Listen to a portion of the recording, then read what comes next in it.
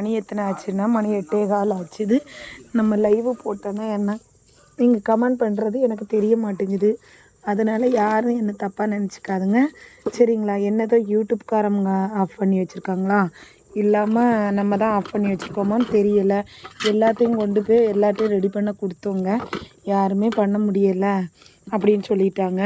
இப்போ பார்த்திங்கன்னா நம்ம சாம்பார் அப்படின்னா அந்த நாகர்கோவில் சைடு எல்லா காயும் கத்திரிக்காய், புடலங்காய், பூசணிக்காய் எல்லா காயும் போட்டு நம்ம இப்போ வந்து சாம்பார் வைக்கிறோம் பாருங்கள். சாம்பார் வந்து முதல்ல பருப்பு போட்டுக்கணும். அப்புறம் பார்த்திங்கன்னா பூண்டெல்லாம் போட்டு நல்லா கொதிக்க வேக வைக்கணும். இன்றைக்கி நம்ம அடுப்பில் தான் செய்கிறோம், ஏன்னா சிலிண்டர் தீர்ந்தனால நம்ம அடுப்பில் தான் வைக்கிறோம். இனி என்னென்னா கொஞ்சமாக புளி கரைச்சிக்கணுங்க. கேரட் போட்டோம், இதில் எல்லா காயும் இதில் சேர்த்துரும். எப்போவுமே நம்ம புளி தான் நல்லா எடுத்துக்கணும். இந்த சாம்பாருக்கு வந்து புளி தான் டேஸ்ட்டுங்க. வேறு எதுவுமே இல்லாட்டாலும் புளி மட்டும் இருந்தாலே சாம்பார் நல்லா இருக்கும்.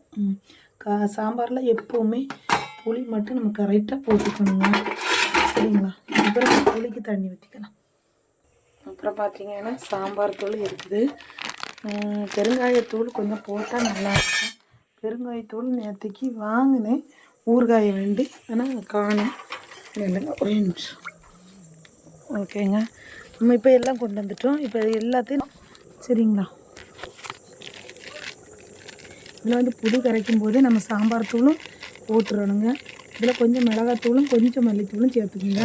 ஏற்கனவே நம்ம மஞ்சள் போட்டுட்டோம், அதனால் இந்த மாதிரி பண்ணி பாருங்கள், கரெக்டாக நல்லாயிருக்கும். சாம்பாருக்கு எப்போவுமே இந்த மாதிரி கரைச்சிட்டிங்கன்னா எப்படி கரைக்கிறதுன்னு சொல்லித்தரேன் பாருங்கள்.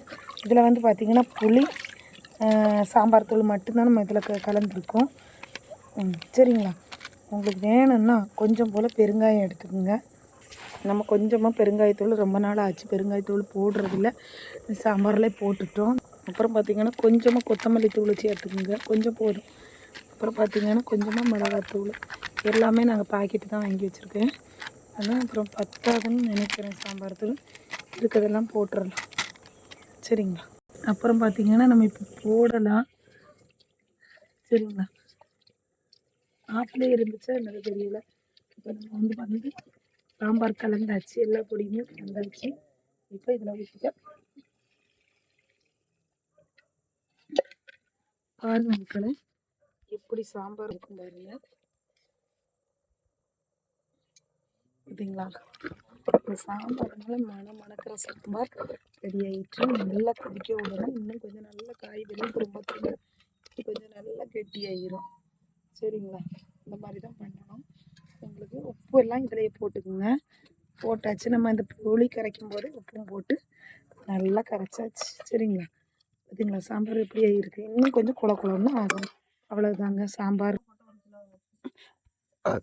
மக்களே ஏன் இருட்டாரு மக்களை பார்த்தீங்கன்னா நம்ம சாம்பாருக்கு இப்போ என்ன செய்கிறோன்னா எண்ணெய் ஊற்றுறோம் சரிங்களா. நீங்கள் கொஞ்சம் எண்ணெய் ஊற்றிக்குங்க. அடுத்து என்ன பண்ண போகிறோம்னா கடுகு போடுவோம். பொரிஞ்சிருச்சு. அப்புறம் என்ன செய்யணும்னா லைட்டாக கொஞ்சம் போல் வெந்தயம் போட்டுருங்க. லைட்டாக போடுங்க, நல்லா போட்டிங்கன்னா கசக்கும். 2 போதும். ஓகேவா, அவ்வளோதான். அப்புறம் கருவேப்பிலை போடணும். கடுகு பொரிஞ்சிருச்சா, நல்லா பொரிஞ்சிருச்சு. அப்போ நம்ம வெங்காயத்தை போட்டுருவோம். அது பேர் வரமிளகாய் போடுறோம் சரிங்களா. ஏன்னா நம்ம வரமிளகாய் எல்லாம் போட்டுட்டோம். சூப்பரான மணங்க.